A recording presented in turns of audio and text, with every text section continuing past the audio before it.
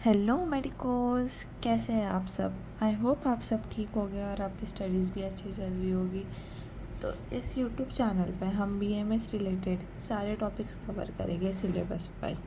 आज हम इस वीडियो में संस्कृत का पहला टॉपिक देखेंगे, जो है संस्कृत वर्णानाम परिचय। अब इस नाम से ही हम समझते हैं कि इस टॉपिक में हम पढ़ेंगे क्या। तो जैसे कि वर्ण का अर्थ होता है लेटर्स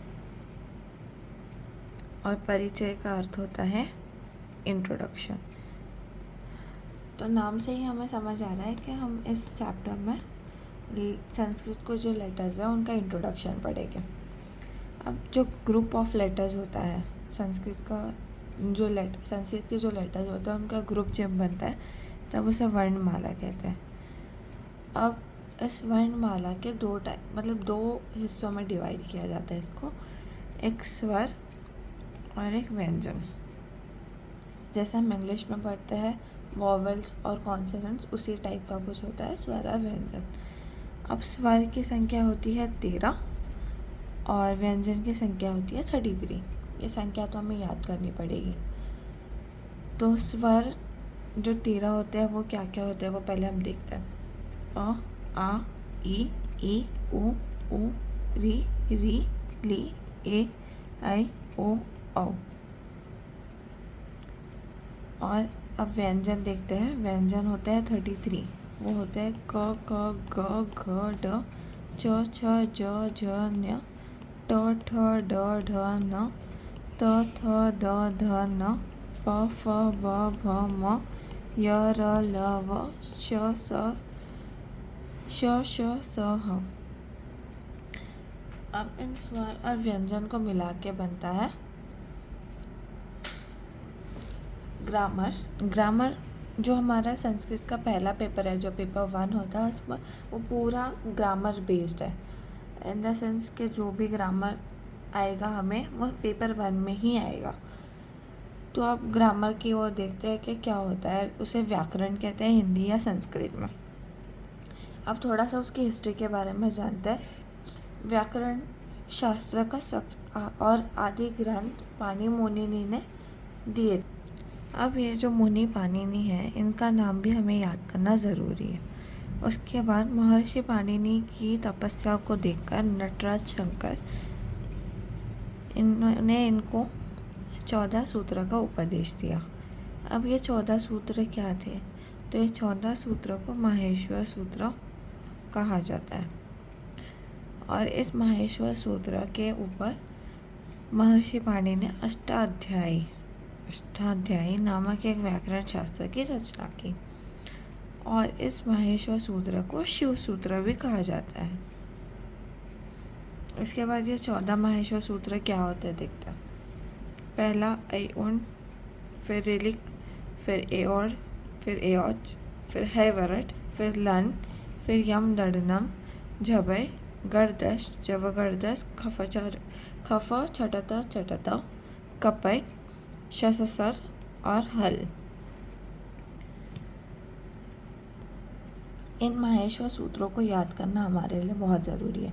इवन इनकी स्पेलिंग्स भी याद करना ज़रूरी है, क्योंकि अगर स्पेलिंग में मिस्टेक हो जाएगी तो हमारे मार्क्स कट हो जाएंगे। उसके बाद हम बढ़ते हैं अगले टॉपिक की तरफ, जो है प्रत्याहार। प्रत्याहार 2 शब्दों से मिलकर बना है, प्रत्यय प्लस आहार। अब इनकी संख्या होती है 42। ये जो संख्या हम देख रहे हैं उनको याद करना बहुत ज़रूरी है। अब ये प्रत्याहार होते क्या है वो समझते हैं। जैसे कि अण, तो अब अण हमने कहीं तो देखा था, जैसे कि ऐउण, त्रिलिंग एओड़। तो अ और न को मिलाकर बनता है अण प्रत्याहार। जैसे कि दूसरा प्रत्याहार है अक प्रत्याहार, तो अ से लेके क तक बनता है अक प्रत्याहार। अब ये प्रत्याहार में क्या क्या आता है वो देखते हैं। जैसे कि अगर हमें पूछा जाता है कि अण प्रत्याहार में कौन से वर्ण आते हैं, तो हम लिखेंगे अ, ई, उ,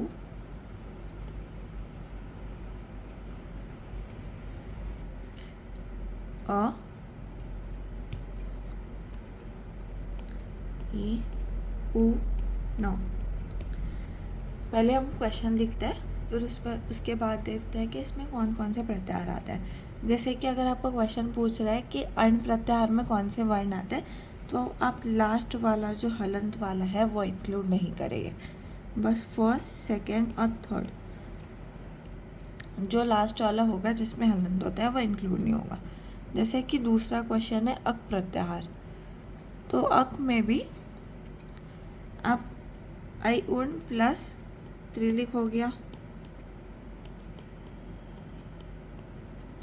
इसमें न और क में हलंत लगा हुआ है, तो बेसिकली हम 4 और 5, 1 2 3 4 और 5 यही आएंगे।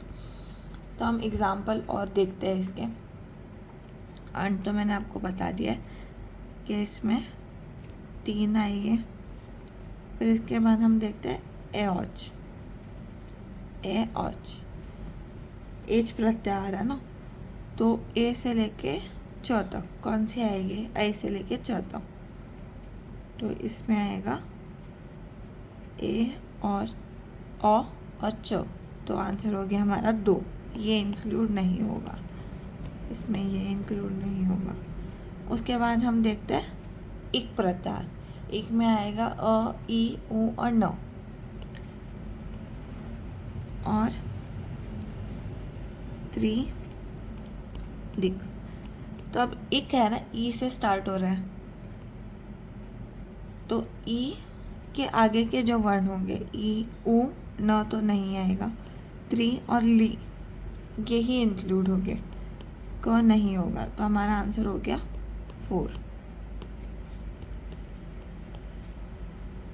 अगर आपको इस टॉपिक में माहेश्वर सूत्र और प्रत्याहार में कोई भी डाउट हो तो आप मेरे को कमेंट सेक्शन में पूछ सकते हो, और अगर आपको ये नोट्स चाहिए हो तो भी आप कमेंट सेक्शन में लिख देना कि आपको नोट्स चाहिए, फिर मैं आपको बता दूँगी कैसे।